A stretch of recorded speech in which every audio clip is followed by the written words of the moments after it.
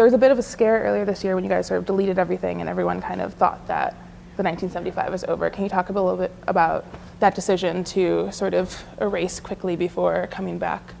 Well, it would have been a bit of a rude way to leave it, wouldn't it? If we hadn't have come back. See you later, bye. I think that we just, it's been viewed now as kind of almost like we did like a PR stunt, but what it was really just us sat with our phones turning stuff off and then turning it back on. Yeah. We just wanted to see, like, that whole thing of desirability is way more like potent than obtaining something. Like if you take something away from somebody, that's people realise how much they want it exactly. and take it away from them. And then we just wanted to kind of just draw a line in the sand. It kind of seemed to work.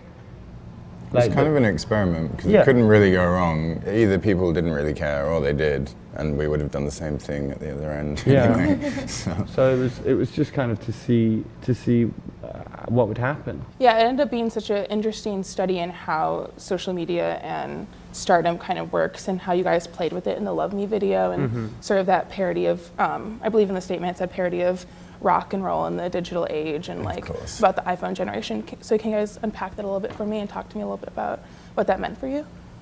It was just about, you know, I just think that the Love Me as a song kind of was born of our confusion as to how big we'd gotten in our eyes. You know, we can't say how big we are, but for us, we'd surpassed a lot of our expectations. So, you know, Love Me, if that's what you want to do, was kind of the sentiment of it.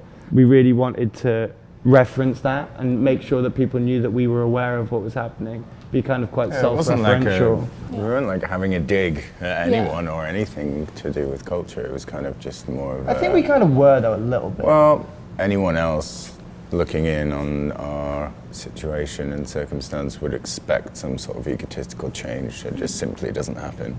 Yeah. And that's not us trying to sound humble. But we didn't really change that much, and we felt like maybe the perceived notion of who we were as people should have changed.